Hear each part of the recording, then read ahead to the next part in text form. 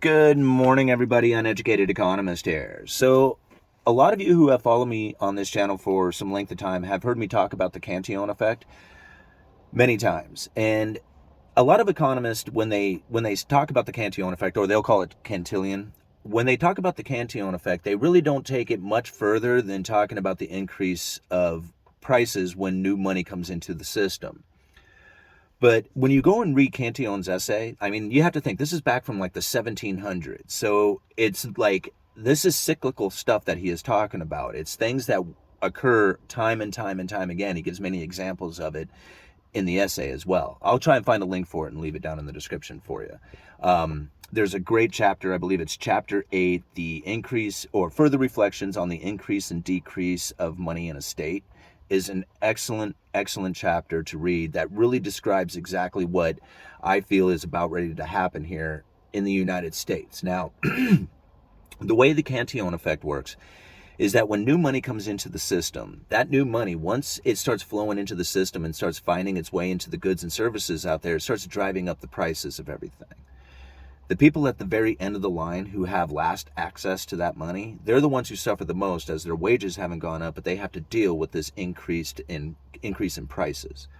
So the people at the very front of the line who have the access to the money first, they're the ones who enjoy the most benefit of it, get to spend it at face value.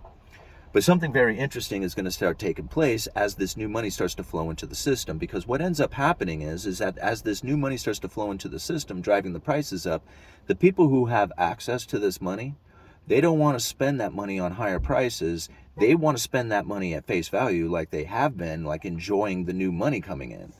So what they end up doing is they start importing foreign competition to keep those prices down at the face value that they are getting this money at. Does that kind of make sense? So as this new money comes in, driving up the domestic products, foreign competition starts finding its way in. Well, as this starts to happen, it starts driving out domestic manufacturing. And so that domestic manufacturing and the people who have last access to that money start losing their jobs because the manufacturing is leaving. They start leaving the state, right? So they're like on their way out, or they find themselves in poverty, homelessness. Okay.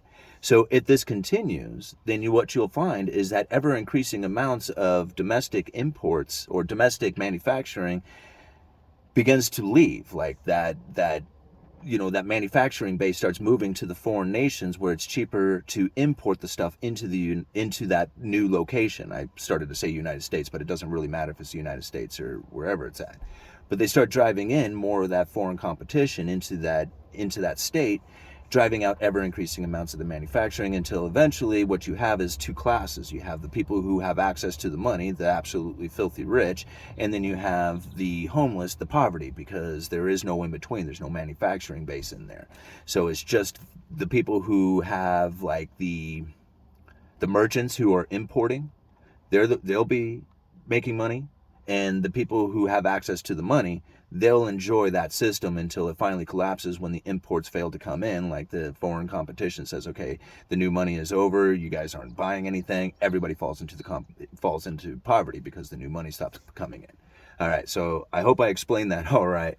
But that's essentially the Cantillon effect, is that when you have this new money pouring in, it drives out the manufacturing, drives in the imports, and then eventually when the new money gets turned off, everybody falls into poverty.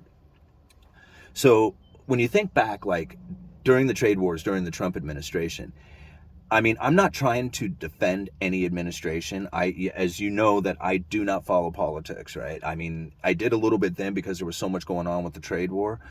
But as far as like, the political decisions and the bickering and all that other stuff that goes on, I am not with it. I just don't follow it at all. But during the trade wars, Trump was really hitting China with a lot of tariffs. Now, you think about what it was that he was trying to do. He was trying to increase the price of that foreign imports coming into the United States to try and keep the domestic manufacturing going. That was the whole idea behind it, but it doesn't really work because we really don't have a manufacturing base that the people want to buy from. They want luxuries and they want them cheap, and they come from foreign imports. And you can find that if you go and look down in the description. I have an article down there that talks about this exact thing.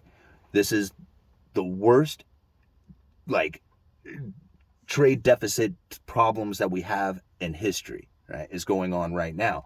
But that's going to continue. It's only going to get worse. there's less manufacturing happening here in the United States, and there's ever increasing amounts of imports, less exports. This is Cantillon's. This is Cantillon in full effect. This is it right here. And if we watch this continue, what we're going to find is that if you do not end up in one side or the other of this wedge that is being driven, you're going to end up in either homelessness and poverty, or you're going to end up as one of these super filthy rich elitists. That's the only two directions that this can go. Think about this. This is going to be very scary. There's going to be a separation of the classes like you wouldn't believe. And this is where like revolutions start. This is where people get very upset. This is where like civil wars start. It's because of this separation of people. Now, the people who are at the top, they're going to do whatever they can to try and hold on to that. And they will create armies or security or try and do anything to hold on to that life that they have. But it won't work. I mean, eventually everybody falls into poverty. So you have that to look forward to, sorry.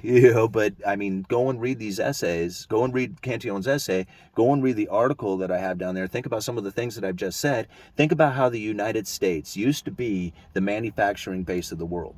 We produced and sold more to everybody around the world than any other nation did. That was new money coming into our system.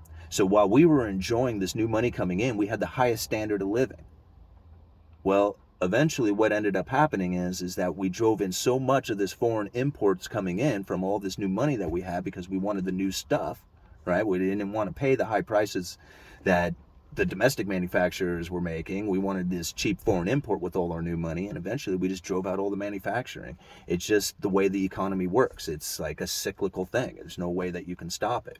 Now, you can do things to try and prevent it from growing any further, but it's not going to work. I mean, it's only going to deter it for just a brief moment, and then eventually it's going to, the free market forces are just going to eventually force its way in, and it's going to make it happen no matter what you do. I mean, you can make all the rules and regulations you want, you can try and prevent things from happening, but in the end, it's still going to this is still going to take place. There's nothing you can do to stop it. And you can see, like, there's all kinds of places. Like, look in China right now. They're trying, like, I know a lot of people will probably argue with this point, but right now there is so much downturn in the manufacturing in China. I wonder why. Is it because they're tired? Like, not tired, because they're concerned about the Cantillon effect or the Cantillon effect taking place, where all this manufacturing that they're sending out there is driving this new money in. It's the same thing that the United States had gone through. And I think China is like recognizing it. And it was just like, well, we got to, try to put the brakes on this a little bit. Will it work? No. I mean, eventually it's going to happen. The United States will fall into poverty. China will become this new, leading superpower. Whatever digital currency that comes from this whole, sovereign debt crisis that we're about ready to experience, whatever digital currency comes from that will probably be the reserve currency that we end up using. Whether it's based out of China, I doubt it, but this is kind of the way it's leaning towards, right? This is why they say the power is shifting from the west to the east.